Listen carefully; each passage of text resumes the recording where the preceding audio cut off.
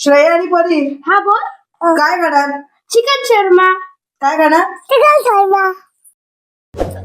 नमस्कार मित्रांनो, मी तुमचा मित्र कनेक्श आणि कनेक्श बाईट्स या कुकिंग चॅनल मध्ये तुमचं खूप खूप खूप मनापासून स्वागत आहे. मित्रांनो, आज आपण बनवणार आहोत चिकन शॉर्मा. जर तुम्हाला आमचा व्हिडिओ आवडला तर व्हिडिओला एक लाईक नक्कीच करा. चॅनलवर नवीन असाल तर चॅनल सबस्क्राईब करा, जेणेकरून तुम्हाला रोज नवनवीन व्हिडिओ आमच्या बघायला मिळतील. चला तर मग रेसिपी सुरू करूयात. चिकन शॉर्मासाठी आपण अर्धा किलो बोनलेस चिकन घेतलेला आहे आणि त्याला मस्त कट करून घेतलेला आहे. तुम्ही व्हिडिओ मध्ये बघू शकता आपण त्याला कशा प्रकारे कट केलेला आहे. कट करून घेतल्यानंतर चिकन एका बाउल मध्ये ट्रान्सफर केलेला आहे आणि त्यामध्ये आपण 2 चमचे इतपत दही टाकायचं आहे. अर्धा चम्मच हळद टाकायची आहे. आलं लसणाची पेस्ट टाकायची आहे. थोडस मीठ टाकायचं आहे. चिकन मसाला आपला टाकायचा आहे. त्यानंतर आपण त्यामध्ये लाल तिखट टाकणार आहोत. लाल तिखट टाकल्यानंतर आपण थोडं लिंबू पिळून घेणार आहोत. साधारणपणे 1 मोठा लिंबू आपण यामध्ये पिळलेला आहे. लिंबू पिळून झाल्यानंतर हे सर्व मिश्रण आपण एकजीव करून घेणार आहोत. मित्रांनो, तुम्ही हे चिकन कमीत कमी अर्धा ते 1 तास मॅरिनेशनला ठेवा.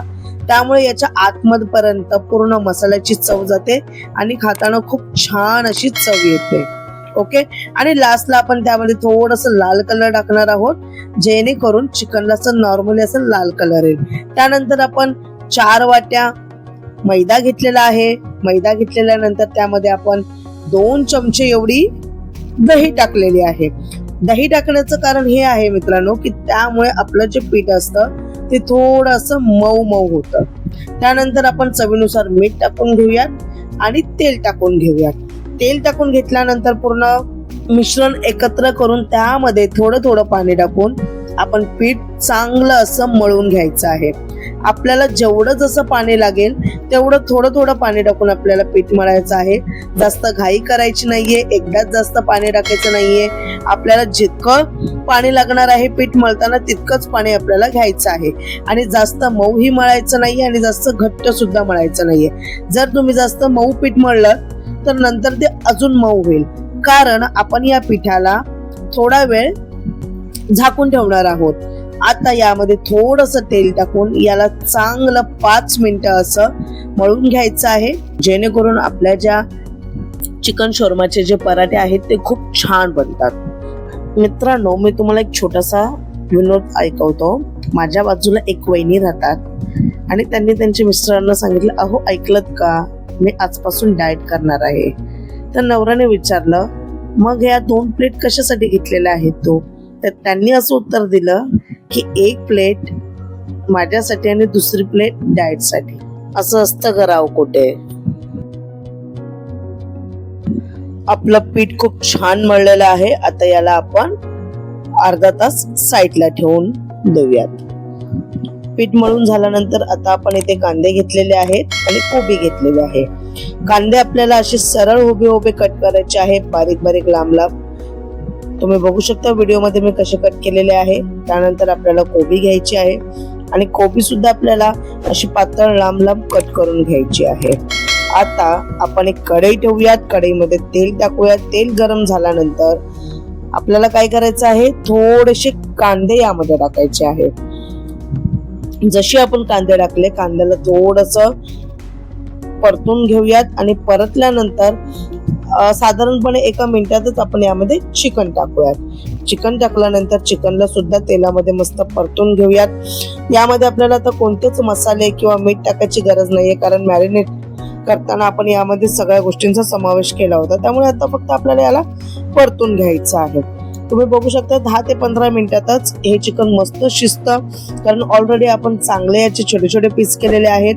आता व्हिडिओमध्ये तुम्ही बघू शकता किती मस्त कलर आलेला आहे. खरपूस आपण याला फ्राय केलेला आहे. आता यामध्ये आपण कट केलेली कोथिंबीर टाकूयात आणि कोथिंबीर टाकल्यानंतर एकदा चांगलं परतून घेतल्यानंतर आता आपलं हे चिकन शॉर्मासाठी रेडी झालेलं आहे. आता इथे तुम्ही बघू शकता अर्ध्या तासानंतर पीठ किती मऊ झालेलं आहे, तुम्हाला व्हिडिओ मध्ये दिसतच असेल. आता या पिठाला जरा आपण 1 ते 2 मिनिटं मळून घेऊयात आणि या पिठाचे आता आपल्याला गोळे बनवून घ्यायचे. तर फटाफट आपण आता या पिठाचे गोळे बनवून घेऊयात आणि गोळे बनवताना तुम्ही बघू शकता कशा प्रकारे गोळे बनवायचे आहेत त्याच पद्धतीने तुम्ही गोळे बनवा. आता हे गोळे बनवून झाल्यानंतर आपण फटाफट बाकीचे पिठाचे गोळे बनवून घेणार आहोत. आता तुम्ही बघू शकता या साधारणपणे आपण 4 वाटी पीठ घेतलं होतं. 4 वाटीमध्ये आपल्याला 6 असे गोळे झालेले आहेत, म्हणजे 6 शोरमा बनतील. त्या पद्धतीने तुम्ही मेजरमेंट करून तुम्ही घेऊ शकता. आता त्यानंतर आपण थोडंसं पीठ टाकायचं आहे आणि शोरमासाठी आपल्याला लाटी लाटून घ्यायची आहे. तुम्ही बघू शकता आपण व्हिडिओमध्ये कशी लाटी लाटतो. यात काही अवघड नाहीये. आपण साधारणपणे जसं पोळ्या वगैरे लाटतो त्याच पद्धतीने आपल्याला ही लाटी लाटून घ्यायची आहे. यात काही एवढं डिफिकल्टीचं काम नाहीये. आपल्याला ही लाटी जास्त जाड किंवा जास्त पातळ करायची नाहीये, मीडियम साईज मध्ये ठेवायची आहे.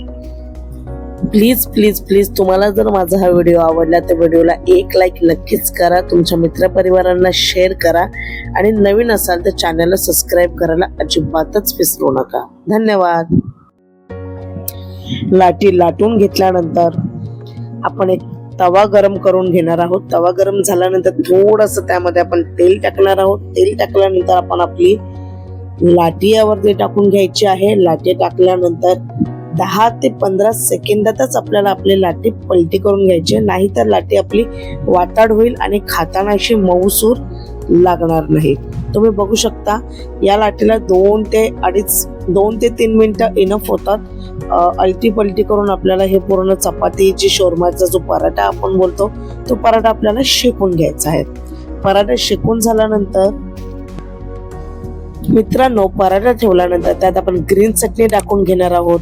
त्यानंतर टोमॅटो केचप टाकणार आहोत, शेजवान चटणी टाकणार आहोत आणि ते सगळीकडे फिरून घेणार आहोत. त्यानंतर चिकन टाकणार आहोत. चिकन टाकल्यानंतर तुम्हाला हवं तेवढं चिकन तुम्ही कमी जास्त करू शकता. त्यामध्ये आता आपण थोडी कोबी टाकल्यानंतर थोडासा असा कांदा चिरलेला टाकणार आहोत. मित्रांनो, ग्रीन चटणीची रेसिपीची व्हिडिओ मी ऑलरेडी आलू पराठ्याच्या रेसिपीमध्ये टाकलेली आहे. तुम्ही तो व्हिडिओ सुद्धा माझा नक्की बघा. त्यात मी आलू पराठा कसा बनवायचा आणि त्याबरोबर ग्रीन चटणी सुद्धा कशी बनवायची हे मी दाखवलेलं आहे. तर एकदा जाऊन तो माझा व्हिडिओ नक्कीच बघा आणि त्या सुद्धा व्हिडिओला लाईक शेअर नक्कीच करा.